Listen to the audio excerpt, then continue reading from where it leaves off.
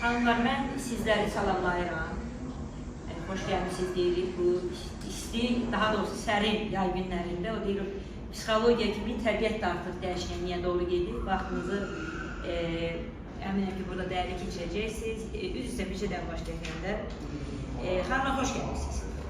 Biraz qarşılıq oldu, fikrimiz də yayıldı, yəni dediyimiz kimi. Vaxtınızı ayırmışsınız, gəlmişsiniz. Əminəm ki, siz maariflənəcəksiniz, biz də sizlərdən nəsə öyrənəcəyik, siz də bizlərdən nəsə öyrənəcəyinizə əminik.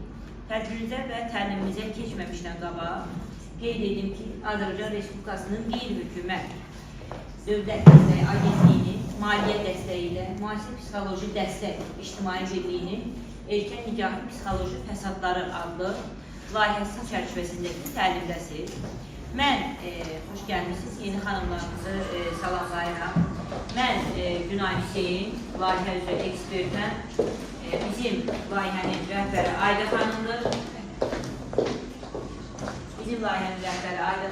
Bugünkü tədbiri Ayda xanım və mən ekspert olaraq Günay Hüseyin sizinlə aparacağıq. Çox istəyərəm ki, bizim interaktiv bir müzakirəmiz olsun. Təkcə biz danışaq, siz dinləməyin. Sizlər də danışın, biz də sizlərdən nəsə alaq, fikirlərinizi öyrənək, bir nəticə çıxardaq, sizə istifə edək ki, həm təlimin nəticəsi həm sizlər üçün, həm bizim üçün, həm təşkilat, həm də bütövlükdə cəmiyyətin özü üçün faydalı olsun. Təlimin sonunda sizə sertifikat da veriləcək. Bir də onu qeyd edim ki, təlim birbaşa olaraq, yəni də təkrar edirəm, Dövlət Agentliyi tərəfindən maliyyələşdirən çox mühüm, çox əhəmiyyətli bir layihədir. Bizim birinci və ilk günkü təlimimiz sosial mentorluq haqqındadır. Sosial mentorluq haqqında Ayda xanım bizə təşkilat rəhbəri olaraq, həm də psixoloq olaraq sizlərə məlumat veriləcək. Suallarınızı verin, Ayda xanım danışsın, mən də zaman-zaman danışacağım. Qonaqlarımız var, həkim kollektivimizin digər xoş gəlmişsiniz. Xoş bir, burada fəal bir təlim keçirir. Ayda xanım. Çox sağ olun. Təşəkkür edirəm. Mən də hər birinizi salamlayıram. Həqiqətən də. Çox üzr istəyirəm Ayda xanım. Başlamamışdan qabaq iştirakçı siyahınızı sizə verəcəm. Mən özüm başa salacağım. Bəli. Hər səfərində biz Gəncədə olan Qobuz Psixoloji Mərkəzə gələndə həqiqətən sizlərlə görüşürük, dəyərli mütəxəssislərlə, həkimlərlə, psixologlarla, pedagoglarla, valideynlərlə görüşürük və bizə hər zaman xoş olur və bugünkü görüşümüz də QHT Agentliyi birbaşa bizə etibar etdiyi layihənin çərçivəsində erkən nigahlar və onların fəsadları mövzusunda olan bir layihəmizin çərçivəsində görüşürük və eyni zamanda layihəmizin bir neçə çəkilişləri, tədbirləri fərqli zamanlarda keçirilib. Bugün məhz sosial mentorluqla bağlı olan hissəmizin təqdimatımızda və bağlı burada psixoloqlar da var. Qəbul bir terapiyalara girəndə, hətta özünüzdə müşahidə edə bilərsiniz. Azadə xanım özü həkim nevroloqdur. Yeri gəlmişkən Gəncənin ən yaxşı bilinən həkimlərindən biridir ki, hansı ki, burada daha çox məsləhətləri ondan alıram, sağ olsun. Yəqin özü də müşahidə edirəm ki, birbaşa müraciətlərdə məsələn həkimlər də deyir, bəzən psixiatr da deyir ki, sizin emosional zəka ilə bağlı çətinlikləriniz var. Emosional zəka ilə bağlı olan çətinliklər nədir? Həm iradi keyfiyyətlərdir, həm stresi olan davamlılıqdır, həm insanın stres situasiyalara verdiyi reaksiyalardır, olgunlaşmadır, belə desək, öz yaşına uyğun davranışları standart sərgilənməsidir. Bugünkü gün mən deyərdim ki, bizim cəmiyyətdə bunlarla bağlı təbii ki, çətinliklər var. Bunlar elə mövzulardır ki, bunun dərmanından həll eləmək olur. Elə deyil mi Azadə xanım? Ay sağ olun. Çünki tək dərmanla eləmək olur. Niyə görə? Çünki düşüncəli, fikri, daha olgunlaşmış fikri, belə desək, insanın özünə tənqidi yanaşmasını daha çox insan belə cəmiyyətdə qazanır. Biri bizi idrah edir, birimizə başa salır, birimizə nəyəsə yol göstərir, bir kitab oxuyuruq, elə deyilmi? Və ya bir təlimdə iştirak edirik, bir sosial mentorla görüşürük. Bax, bunlar bizi yavaş-yavaş yetişdirir. İndi hal-hazırda cəmiyyətdə çoxlu sosial mentorlar da var. Sosial mentorlar kimdir? Onlar psixologlar deyil. Onlar sosiologiya, fəlsəfə, digər sahələrdə olan mütəxəssislərdir, hansı ki, sosial mentor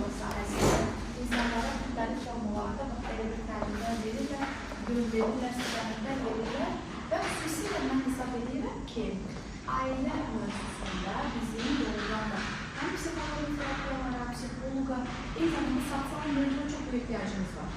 Məsələn, Gəncənin özündə mən artıq görünüşə 3-4 gün davamlı gəlirəm, diaqnostika edirəm, seanslar keçirirəm. Burada ailə üstü güclüdür, fərq də güclüdür. Amma ailədə bəzi çətinliklər də var, olmamış deyil, elə deyilmi? Bəlkə baxıb görürsən ki, biraz qayda qanun, biraz görürsünüz ki, adətlər, biraz daha, belə desək, sirrin daha sıx saxlanılması, bölüşülməməsi, insanların informasiya çərçivəsində daha daralması burada daha güclüdür. Və yaxud da ki, ailədə bəzən qorulan çərçivələr, məhdudiyyətlər, burada bəlkə daha da çox müşahidə edirik. Bir də mənim şəxsən müşahidə elədiyim burada ailələrdə məsələn qadının daha çox bəzən əziyyətdə çəkməsi və o əziyyəti də çox bildirməməsi. Çünki bura megapolis deyil, elə deyilmi? Bir evdə yaşanılan bir məsələ bəzən görürsünüz qısa müddətdə biraz ətrafa çıxa bilir və bu mühit onu çox ciddi gözətləyir ki, çıxmasın, insanlar bilməsin. Tutaq ki, bu evdə ata məsuliyyətsizdirsə, onu heç kəs bilməsin, onu da bir şəkildə bastırırlar və həqiqətən də mən görürəm ki, hər gəlişimdə qadınlarda çox ciddi dəyişikliklər var. Bunları təbii ki, müşahidə edirəm. Bəs biz bu müşahidələrimizdən çıxan nəticələrlə hara gedib çıxırıq? Bugün baxsaq, boşanmalar Gəncədə çoxdurmu? Deyərdim, yox. Çox deyil. Amma Ayda xanım, bir ekspert kimi mən də sual vermək istəyirəm sizə. Ayda xanım dedikləriniz, Gəncə ilə, Gəncə regionlardan daha fərqli, sanki ikinci paytaxt, ilk paytaxt olmayanda Azərbaycan gəldiyini bilirsiniz. Nədir fərqi? Yəni siz fərqlilik nədə görürsünüz bu ailə münasibətlərində, qadın hüquqlarında, sosial hüquq məsələsində sizə fikirləriniz var? Məsələn, mən əgər məni zorla erkən yaşda evləndirdilərsə, kənardan bir müdaxilə ola bilərəm, ictimai təpki var mı? Elə region var ki, heç kəs bundan səsini çıxartmaz. Gəncədə necə vəziyyətdir? Bu haqda da Ayda xanım danışdıqca çox xahiş edirəm ki, bəli, sizlərin də fikirləriniz bizim üçün çox önəmlidir və lazımdır. Var mı belə bu mövzuda? Yəni, Azadə xanım hər gün ünsiyyətdə olur. Dediyiniz kimi bura megapolis deyil. Bakıda artıq elədir ki, artıq qonşular bir-birini tanımır. Bir plaşakada belə olan qonşular. Belə olur ki, yeni binalarda bir-birinə salam vermir. Burada əksinə hamı iç-içə yaşayır. Qonşu. Ayda xanım dediyi məqamlar aktualdır. Həddindən artıq aktualdır və biz demək olar ki, Gəncədə qadınlar, ümumiyyətlə ailələr 90 olmasa da 80% ona görə yaşayırlar ki, heç kəs bilməsin bizdə olan problemi, heç kəs eşitməsin. Bəlkə də bu bizim problemimizdir. ən böyük problemlərdən biri. Var mı Azadə xanım, siz həkim niyə qoyursunuz? Sizin yanınıza erkən nikahdan olan problemlərlə müraciət edir. Məsələn, hansı yaş kateqoriyasıdır? Həmin yaşdadır, bəlkə bir həyatının 10 ili keçib, indi başa düşür ki, bunun həyatında prosesləri vaxt keçir, başa düşürlər, amma yenə də bayaq sadalanan faktorlara görə geri dönüş yox. Dözmək faktoru burada daha üstünlük təşkil edir, belə deyil. Yəni bir yanınıza gəlsin. Burada yox, mənə elə gəlir ki, Bakıdan savay hər yerdə. Bakıda da vəziyyətdir. Yəni o qədər də deyil, orada da elə ailələr var ki, orada da boşanma, nə bilim elə tez evlənək, erkən ailə həyatı quraq, orada da elələr var ki, qəbul eləmir. Yəni Bakı elə demək olmaz ki, tamamilə avropalaşır və bütün ailə dəyərlərinə qiymət verirlər. Yox. Yəni orada biraz buradan artıq. Belə deyək, Azədə xanım, sizdən tamamilə razıyam mən. Bu erkən nikahlarla bağlı elə bilirəm, bu tədbirlər, bu beləcə dövlət layihələri, digər layihələr xeyli, bayaq sosial medyasına bağlı olan layihələr xeyli erkən nikahların qarşısını alırdı, xeyli alırdı. Təbii ki, bugünkü gündə təsadüf olunur. Məsələn, şəxsən mən özümə Gəncədən də gəliş olur, Lənkərandan da olur. Qubadusar bölgəsindən də olur, Bakının kəndlərindən də olur. Mən bunu hər zaman deyirəm. Fəsadları var, bu fəsadları böyükdür. Çox böyükdür, kifayət qədər böyükdür. Və fəsadı da nə zaman çıxır? Bugünkü gün təbii ki, erkən nigaha daxil olan, siz özünüz də psixologsunuz.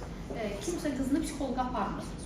Mən bir psixoloq aparım, görüm psixoloq mənə icazə verirmi bu qız ailə qursun, qurmasın, elə deyilmi? Əsasən necə baş verir?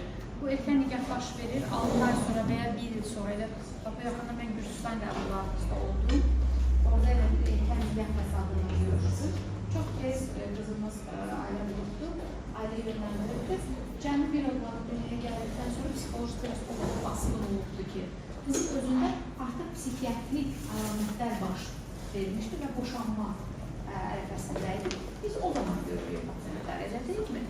Və gəlin, baxaq, necə rəftar edilməliyik, necə davranmalıyıq. Çünki bugün əsasən sosial medialıqda məqsədim sizə odur ki, ailə tərəfləsin qaydasını izləyir. Çünki Bakıda, Gəncədə, rayonlarda hamı düşünür ki, psixoloq kimdir, psixoloq adamdır, psixoloqa getdim, deyəcək ki, bilirsən necədir, əzizim, çətinliyin var, sən boşanmalısan. Amma elə deyil. Yəni, bugün rayonlarda, sosial mediada, digər yerlərdə psixoloq haqqında verilən yalancı informasiyadır. Heç bir psixoloq bir Amerikalı mütəxəssislə müqayisədə bu cür Bakıda sərbəst fikirlər səsləndirə bilməz və Azərbaycanda. Niyə görə bir kərə biz ailə üstün möhkəm bir xalqıq. Yəni, bizim dəyərimiz var. Bizim dəyərimizi bizdən necə birbaşa almaq olar? Ona görə də bizim əsas məqsədimiz bax, o erkən nikahın fəsadlarını da işləməkdir. Məsələn, biz o qızımıza psixoterapevtik yardım göstərdik. Məsələn, ən azından o həmin nikahlarda mən bir müddət icazəli şəkildə xanımın biraz əməli müddət, çünki 6 ay qədər təklikdə müalicə və terapiya almasını istəyirəm. Niyə görə? Çünki o psixikada ən azından bərpa olunmalıdır. Və erkən nikahların ən böyük fəsadı nədən ibarətdir? Bugünkü gün düşünün, ən böyük stres sizcə hansıdır? Mən çox maraqlıdır. Və siz nə düşünürsünüz? Ən böyük stres hadisələrdə nədir sizcə? Məsələn, işə geçirmək, mən üçün stres. Aşağımalı. Aşağı. Hardasa 50-56. Üçüncü yerdə yanır. Tək qalmaq. Tək qalmaq hadisəsi. O da etkili. Üçüncü yerdə. Tərk edilmək. O da olur. Üçüncü yerdədir. Sonra nə maraqlıdır? Gözəl maraqlıdır. Səhv etmək. O da bir aşağı ballarda. 4-5-dən aşağı. Mən uzun illərdir psixoloji stres mövzusunu tədqiqatlarına aparıram. Bu məndə 2-ci kursdan başlayıb, 2005-ci ildən. Və çox sevdiyim oldu. Niyə görə? Çünki mən bir psixoloq olaraq ilk başa düşdüm ki, mən bir ömür boyu streslə işləyəcəm. Mən işim streslə işləyəcəm. Və özüm üçün çox maraqlı bir araşdırma elədim ki, bu ballar nədir? Ən böyük stresi birinci yerdə nə dayanır? Nə insanı acayip şəkildə ora sala bilər? Evlənmə. Ən birinci stres. Ailə qurması. İkinci stres hansı olsa yaxşıdır? Tapacaq ki, boşanmasın. İkinci stres boşanma. Adam var, gülə-gülə evlənir, gülə-gülə. Baxın, o gülə-gülə hazır deyil. Sadəcə olaraq belə deyək də, sən həyatını dəyişəcək 3-4 hadisə var. Birinci, dünyaya gəlməkdir ki, o həqiqətən də fikir verirsə, bu üçün necə böyük stres olur. İkinci, üçüncü hadisələr nə olur? Məktəbə getmə, universitetə getmə, işə getmə, ailə həyatı qurmaq. Fikir verin, o döngülər var da, həyat döngüləri. Yeganə stres növlərindən biri ailə həyatı qurmadır ki, psixofizioloji, psixoloji, emosional, mental, bütün sferalarını dəyişir. Fikir verin, sən məktəbə daxil olanda fizioloji nə dəyişir ki, bədənində, beynində, akademik dəyişiklik oluyor. Bu həqiqətən mən bu araşdırmaya çox razıyam. 100 ballıq yerdə dayanır, evlənmə, daha sonra 90'da falan da dayanır, boşanma, sonra gəlir iş mühitində ayrılma. İşdə önəmli yer daxil. Niyə? Çünki işdə də çox şey cəmləşir axı. Fikir verin, sən bir rəfiqəndən ayrıl, o belə dəhşətli böyük bir stres çəkmirsən. 50-60 ballarda olursan. Amma sən iş həyatından ayrılanda, işini yekunlaşdıranda ona çox şey daxildir. Dostların, sənin sosial mühitin, yaşayış evin, həyat şəraitin, uşaqlara təsiri, yönetici faktor var. Bunları niyə deyirəm? Məhz bu erkən nigah faktoru ona görə çox dağıdıcı olur ailə tərəfəsinin mövzusunda. Bu adam heç 18 yaş çatmamış, ən böyük 100 ballıq stresi 20 yaşadı. Üstünə gəl 90 bal, 190 var adamın boşanma stresi yaşayır. Necə gün ailə münasibətləri problemi var. Siz bu zaman mənə maraqlı bir sual verir bilərsiniz. Deyə bilərsiniz ki, axı bugün təkcə boşanan cütlüklər erkən nigahlar deyil, elə deyilmi? Düzdürmü? Bugün bir 27 yaşında bir qadın da və ki 30 yaşında bir də 40 yaşında bir də bunu yaşayabilir. Baxın, az öncə emosional zəka məsələsini danışdıq.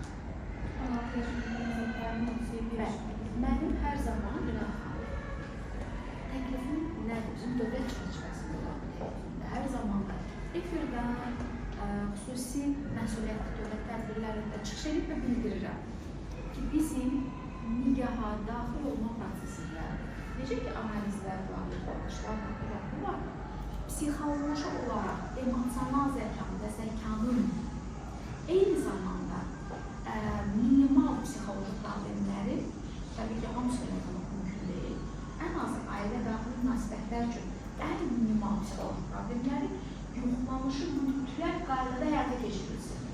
Adamın 24 yaşı var və yaxud da ki, ən son təcrübəmdə 35 yaşı var. Emosional zəkası heç olmalı. Yəni, neçə yaşımız var? Bu qızımız ondan uyğun olur. Yəni, ailəni apara bilmir, izah edə bilirəm necədir? Tutaq ki, adam çox yaxşı yemək pişirə bilir, amma həyat yoldaşının ünsiyyəti qura bilmir və yaxud da ki, ona necə davranacağını bilmir, uşağı necə yaxınlaşacağını bilmir. Amma təmizlik işlərini az da olsa edir. Yəni, bu bilirsiniz nə deməkdir? Biz bugün emosional zəkanı hesablaya bilməsək, bizim bu kimi problemlərimiz dəhşətli dərəcədə çox olacaq. Biz bugün elə bir ölkədə yaşamaq, burada psixologlar da var, mən ona vurğu vurmaq istəyirəm. Bizim ailə seansımızda tərəflər gəlsin, otursun biri sağda, biri solda, sadəcə danışsınlar ki, əslində qarşımdakı çox gözəl insandır, çox yaxşı insandır. Sadəcə bizim xarakter uyğunsuzluğu problemimiz var. Biz bir 5 il yaşadıq və başa düşdük ki, biz bir-birimizi məhv eləməməliyik. O da xoşbəxt olmalı, mən də xoşbəxt olmalıyam. Və biz qərar alırıq ki, çox mehriban şəkildə boşanaq. Yox. Mən öz praktik təcrübəmi, 20 il təcrübəmdə 2 belə ayrılır yaşayacaq. Bəlkə də birini görmüşəmsə də olmuşam. 2 günə qədər. Hansı ki, indi boşanıblar, uşaqlarının bir tərəfəsindən aparıram. İnanın ki, hələ də o sadəlikdə qalıblar. Amma yoxdur belə dünya. Yəni, sizə gələn ailələrdə maksimal konflikt var və bizim gördüyümüz ailələrdə maksimal ego problemləri var, bölüşməməzlik problemləri var, yükləmə, abuzerlik problemləri var, qarşı tərəfə yük atmaq, məndə heç bir problemlər yoxdur. Və mən hesab edirəm ki, elə sonuncu gücüstən qəbullarımızdan deyim, ən çox insan yadlarında qalan ən ilk elədiyi qəbullardır. Bir ailə məsələsi işlədik, daha sonra xanım gəldi, sonra bir saatdan sonra yoldaşı gəldi. Az öncə uşağımla danışmışım, uşağım 15 yaşı var. Sadəcə öz daxilində bir psixoloqlar özümə dedim ki, ailə, atanın yaşı, emosional yaşını heç danışılır. Ailə necə gedə bilər? Gedə bilmir, izah edə bilirəm mi necədir? Düşünün, yəni, və qadın əlbəttə ki, başa salır, başa sala bilmir, yönləndirir, yönləndirə bilmir, çox böyük çətinliklər yaşayır və burada bütün bu problemlər nəyə gətirib çıxardır ki, ailələrdə uyğunsuzluq, dil tapa bilməmə, qadın özünü ifadə edə bilmir, qadın depressiyaları, nevroza bənzər əlamətlər, bu falan, hamısı buket halında yarandı mı? Və ən sonda da bugünkü gün bizim bu ailə terapiyasında bir tərəf gəlib, qarşı tərəf necə günahlandırır, qışqırır, isterika edir, özündən gedir, yerə yıxılır, izah edə bilirəm. Artıq o qadın bitib. Mən burada feministini danışmaq istəyirəm. Eyni şəkildə əziyyət çəkdiyim terapiyalarda qadın terapiyalar. Kişi daha uyğundur, sonuncu boşanmalarda bir işlərim hakiməm. 4 il boşanıblar və xanım hətta xəricə oxumağa gedir. Amma emosional zədəsi çox aşağıdır. Mən xanımla görüşdüm. Yəni, həqiqətən bu bəyan haqq qazandırdım. Yəni, ailə-daxili münasibətlərə uyğun deyil. Düşünün ki, biri 3-də yaşayır, biri 2-də yaşayır. Təbii ki, ailə münasibətləri alınmayacaq. Bunları niyə mən davamlı olaraq belə mövzularda terapiyanı işə salmaq mənasız olur. Sən işə salırsan, bir tərəf anlayır. Anlayan tərəf daha çox əziyyət çəkir. O söz var, eşitmişsiniz, deyir, bəlkə anlamamaq bəzən daha xoşbəxtlikdir, nəyin ki, anlayıb əziyyətini çəkir. Bir tərəf daha çox əziyyət çəkməyə başlayır, daha çox düzəltməyə başlayır, daha çox vericiliyə başlayır, qurban roluna düşür, əziyyətini çəkir və get-gedə insan başa düşür ki, çox yanlış yerdədir, artıq qorxmaq istəyəndə, qorxmaq istəyəndə psixika dağıntılıdır, dağılmış bir vəziyyətdədir. Onu toparlamaq da bir xeyli bizə zaman istəyir. Ona görə də, burada gənc qızlarda var, mən bunu dönə-dönə tutulamaq istəyirəm. Bugün sizə, yəqin bizim də vəziyyətləri olmasılar var. Yaşınız keçdi, tez olun, ailə qurun, elə deyilmi? Filan kəsin qızı, filan kəsin oğlu, düzdürmü? Bu getdi, o qaldı. Yəqin bu kimi söhbətlər olur, olmaya bilməz. Amma baxın, öz daxilinizlə üzləşməmiş, mən bu prosesə tam hazıram, mən bu prosesi istəyirəm, çox rahatam, komfortluyam, özümü burada məmnun hiss edirəm bu obrazda deməmiş, dünyada heç kəsə görə, heç bir prosesə görə bu münasibətlərə getməyin. Çünki ailə çox tərəfli prosesdir. Fikir verin, iş mühiti qısıtlıdır. Təhsil qısıtlıdır. Sən işin ancaq universitetdəndir. Düzdür? İş həyatı çox qısıtlıdır. Günən xanımın işi ancaq işindəndir. Azədə xanım işi ancaq işləri xəstxana ilə, elə deyil, bir də pasentlərinlə. Amma ailə nədir? Ailə elə bir şeydir. O qədər tərəfləri var ki, hansı tərəfə dönəcəyini fərqində ola bilmirsən. Çox tərəflidir. Ona görə də mənim düşüncəmə görə bu şeylərə çox önəm verməliyik. Bir də buradan əsas nəyə vurgulamaq istəyirəm. Son dönəm bir video paylaşım çox böyük bir maraq gəldi səhifəmdə. Nəyi vurguladım?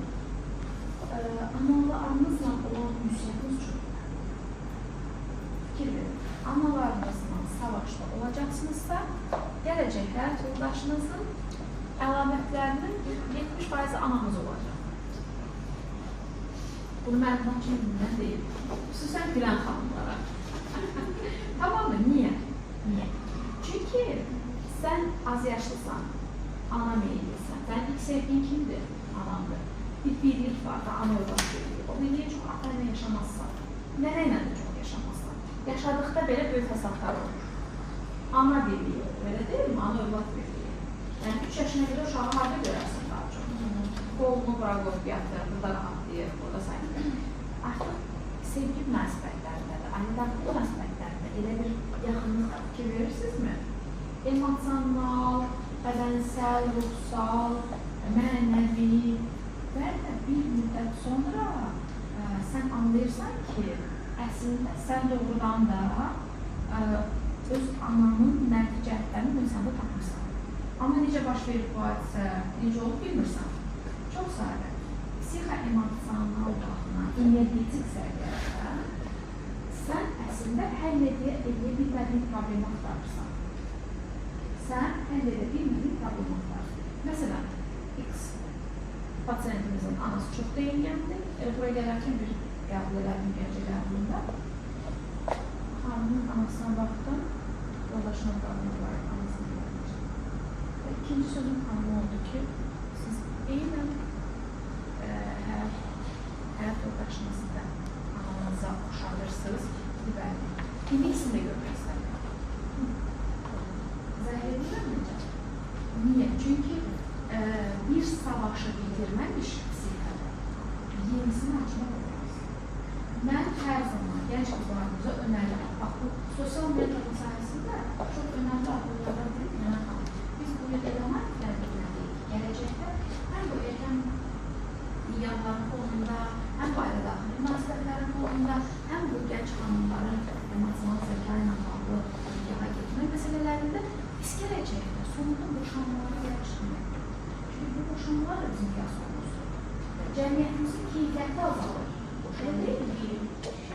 faciədir. Kiçik bir faciədir. Yəni arzuların qarşısını kəsir. Belə desək, heç kim üçün bu deyil, düzdürmü? Ailə qurmaq da doğru tam sayılır. Amma ailəyə daxil olmaq yəni xanımlar da mənlə bir ümidlərlə kendini zoraki yoldan gedirək və bunun birdən-birə kəsildiyini görmək. Mən bir əhvalda sosial şəbəkələrdə çox aktiv məşğul olan bir xanımdır. İş həyatında da çox önemli bir yer, həddindən artıq. İş həyatı çox uğurlu, şəxsən tanıyıram. Blogerlik deyil, amma tamam, siz dediyiniz bloger, reklam falan işlərlə məşğul edir. Sadəcə gözəl yazır. Və birdən-birə qız ayrılır. Tam bundan qaynaqlanan deyil və bu necə ona böyük stresi daşıdır? Bu gündən iş həyatı çox uğurlu, uşaqlar yaxşı və özü üçün bunun artıq kiçik bir fayda deyib çıxacaq bundan. Yazır da. Amma həyatın bu dönəmində belə hesab edir ki, çox böyükdür. O, həmin hissəni biz dalda qoyanda keçir. Fikirləşəndə bəli, bu sənin bəlkə də elə bir dəhşətli proses deyilmiş. Amma həmin anda adamlar insan edir, adamlar qarşı tərəfə böhtan ata bilər, adamlar özünə zərər yetirə bilər, adamlar Azadə xanım da buradadır, bəlkə elə həkimlərə, psixoloqa, psixiatrlara müraciət edir. Bu mərhələdən keçmək istəyir. Çox ağır olur. Ağırlı. Anlayışlı, boşanmalı. Bizimlə bağlı deyil. Bizimlə bağlı deyil. Hamının çünki biz bir ilkin müdaxilə və mərkəzinə çevrildik. Hər kəsin məsləhət verə biləcəyi, özündə o kimlər gəlir sənə məsləhət verir. Sonra mediasiya qruplarına göndərirlər. Ailə xanımla məndə tamamilə əlaqəsiz o mediasiya qruplarına adamlar yığılır. Əksər hallarda ki, məsləhətlər verirlər ki, adam başqa özü oradan sanki qaçmaq izləyir. Yəni, proses bir çətinliklə Ailə xanım icazə versə, biz təlimimizin yavaş-yavaş sonuna doğru yaxınlaşdıq və iştirakçılara bir maraqlı bir case study eləmək istəyirəm. Bir sual verəcəm, çox xahiş edirəm ki, sizlər onu cavablandırardınız. Belə bir hesab edin ki, Gəncə Daş Kəsəndə və bizim bir başqa bir videomuzun burada olduğuna görə artıq çəkdik biz. Bizdə burada gənc xanımlar da var, olğun xanımlar da var. Belə hesab edin, hər yaşında bizim, amma biz xanımları burada görürük, maşallah sizə görəcək xanımlardır. Bir xanım qız, məsələn, Aysel, 16 yaşındadır və ailəsi müəyyən çətinliklər deyək və öz arzusundan mı deyək, qızı tez bir şəkildə nişanlanmaq istəyir. Amma Aysel'in arzusu üniversitede daxil olmaqdır, gələcəkdə karyera qurmaqdır və ailə qurmaqdır. Amma hal-hazırda onu istəmir və ailəsi isə baskı deyir ki, biz səni xeyirli istəyir.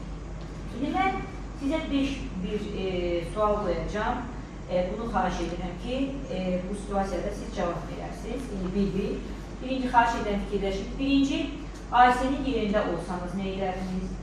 İkinci, valideyn olsaydınız necə davranardınız? Üçüncüsü, müəllim olsaydınız siz bu situasiyada nə edə bilərdiniz? Və dördüncü isə dövlət qurumu olaraq hansı addımlar atardınız? Dövlət qurumu, Aysel'i müəllim olaraq, Aysel'i valideyn olaraq və Aysel olaraq. Biz Azərbaycanda yaşayırıq. Yəni sadə, mən bu sualı, mən demirəm buna bir özünüz.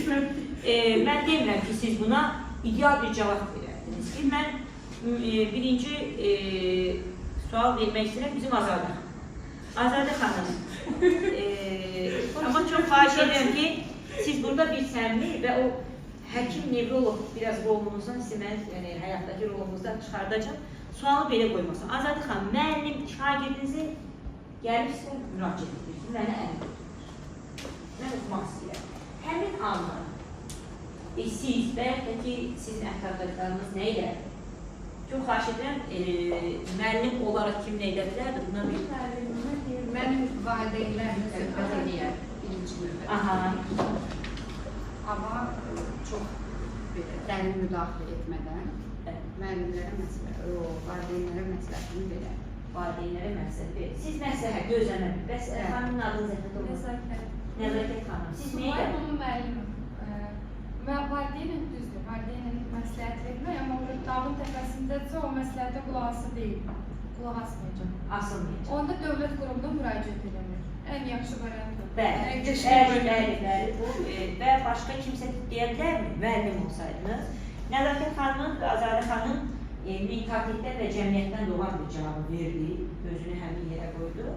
Nəzakət xanım isə daha, yəni deyərdim ki, doğru. Əlbəttə ki, mütləq surətdə ən birinci olaraq məktəb rəhbəri, psixoloq olaraq valideynləri çağırmaq və söhbət etmək lazımdır burada.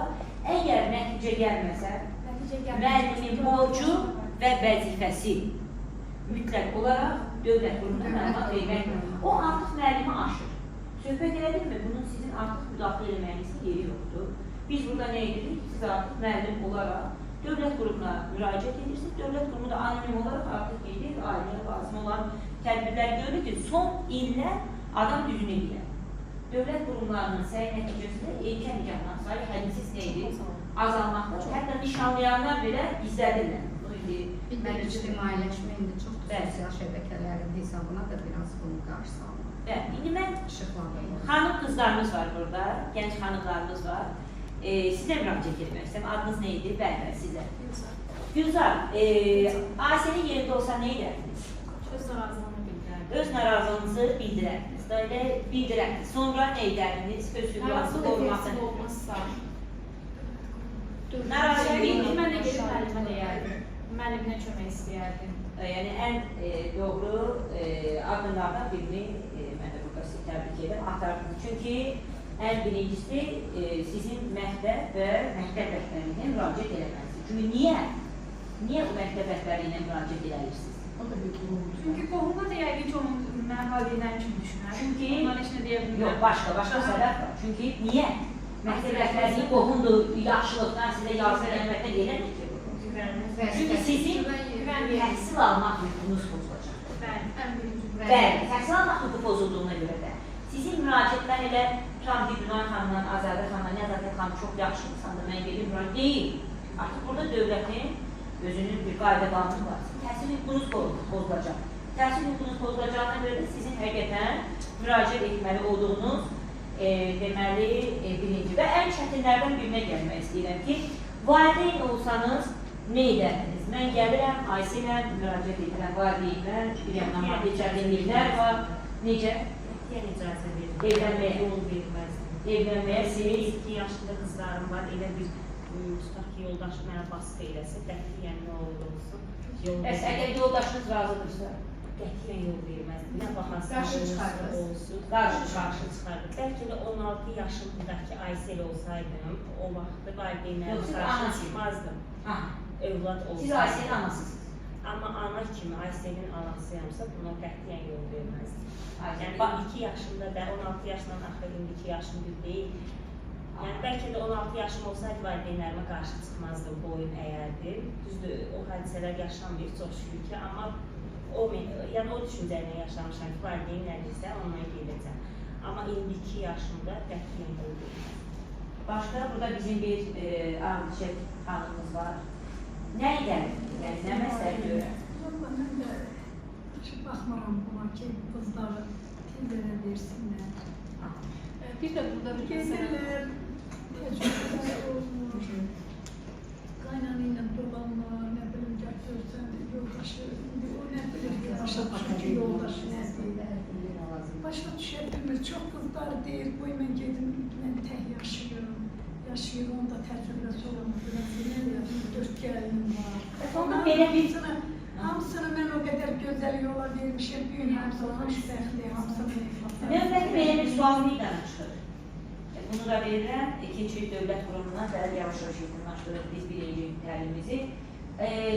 Erkək nikahda hər zaman qızı zorla əldə edilir. Yəni bunu bilirsiniz.